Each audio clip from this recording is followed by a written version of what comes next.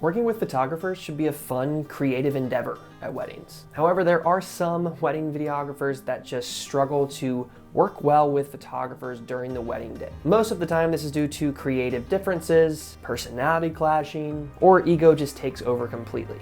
In today's video, I want to walk through 6 tips on how to work with wedding photographers as a wedding filmmaker. What's up, storytellers? Jared with an I here. Welcome back to the channel. If you are new here, this channel is all about giving you the confidence to lean into a full-time career as a wedding filmmaker. So if you are into that sort of thing, it would mean so much if you consider subscribing. So there is a secret to creating cinematic, beautiful wedding films at every single wedding. And part of that secret, spoilers, is to be able to creatively work well with the photographer. Every single wedding is going to have a photographer. There's really no avoiding that. So it's in your best interest to learn how to navigate through the wedding day with them and on their side, opposed to being at odds with them. Because the truth is, you both have a lot in common. You both are creatives, you are both professionals in your field, and you are both hired and trusted by the couple to serve them and capture their day beautifully. Ultimately, you are there to create an experience that your couples will cherish for a lifetime. And your photographer is there to do the exact same thing. So what are some practical methods that you can use to build a relationship, trust, and confidence in each other, all within 8 to 9 hours? Tip number 1 is going to be communication. This is probably the most important tip, and one I really do preach a lot about on this channel. Communicating your needs, your style, your approach, your process. This is the foundation to every successful relationship and will be the only way to serve your couple well and build a trusting relationship with the photographer. Communicating is also easier said than done, especially if you are an introvert like me, but there are several things that you can do before the wedding even starts to set that tone early on and start to build that relationship. The first is going to be to send them a friend request on Instagram. Especially if you've never worked with a photographer before and you don't really know what their style is, if it matches up with yours. Generally what I do is I love to reach out to the photographer at least a couple weeks to even a month before the wedding day and just share with them how excited I am to collaborate with them and work together for the couple's day, and just showing that excitement and showing that passion that you are just there to really be a friend, to be a collaborative guide that they can lean on, instead of someone that is just going to wreck every shot known to man for them. Relating with them as much as you can through their style to build that personal connection with them. During that first conversation, whether email or on the phone, steer that conversation towards their story, their process, and then you can start to build off what your process is so that you guys can find common ground and build off of that. Make sure that you are emphasizing that you care more about collaboration and building that client experience for your couples, opposed to creatively battling on the day. This can help create peace of mind, knowing that you care more about creating a positive work environment. Tip number 2 is going to be collaboration. I'll be honest, wedding days are stressful enough. There's so many things you have to constantly be thinking about for your end product. That is why collaboration with a photographer is going to be crucial to creating a film that is true to your couple. Throughout the wedding day, you'll have the opportunity to formulate a game plan with the photographer and offer your creative input, which I will say is what a lot of photographers love to see in their videographer. So keep that conversation moving throughout the day, relate with them, joke around with them, be a friend, bounce ideas off of each other for what's going to be the best look, and I promise you this will compound and make your end product that much better. Some photographers just have no idea what the process looks like for video. And making them feel comfortable knowing that today is a partnership, it's a collaboration, and that it's a collaborative effort to get the most out of this experience. Tip number 3, be respectful.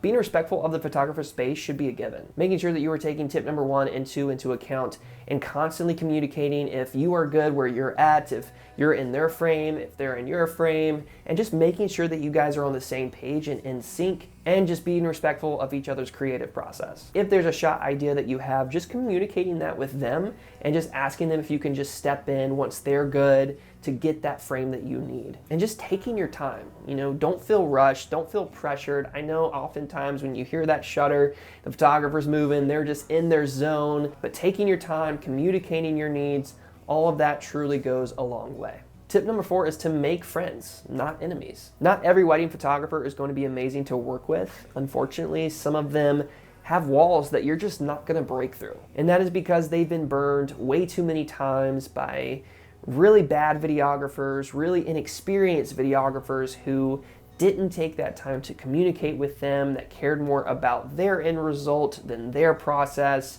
And honestly, that is just not the way to create an amazing experience for anybody. So no matter what, they are just gonna look at videographers in an irritating light, and there's not much that you can do to change their mind. You can do everything in your power to, but honestly, there's just some photographers that they've made up their mind a long time ago that they're never gonna be okay with a wedding videographer, and that's just that. And you're gonna have to deal with it. But as long as you're treating every vendor with respect, kindness, treating them like friends, it's gonna be really difficult for any human being to show you anything but kindness in return. So don't be a jerk. Remember that this is a service-based industry, meaning that you are not only serving your clients, but you are also serving other vendors. You know, this is gonna be a return on your investment of your time, because you are, creating an experience for other vendors that could recommend you to other couples, that could give you new business. And so it's just important to really present yourself well, and by showing that you are trying to make friends and not enemies with anybody. And that client experience is honestly first and foremost the most important thing. Even if the photographer is bad news and they have a chip on their shoulder all day, your response, your attitude, your mannerisms are all being noticed, and by being level-headed in those tough situations, you are going to be seen as a professional and that you did everything in your power to make everyone's experience a positive one.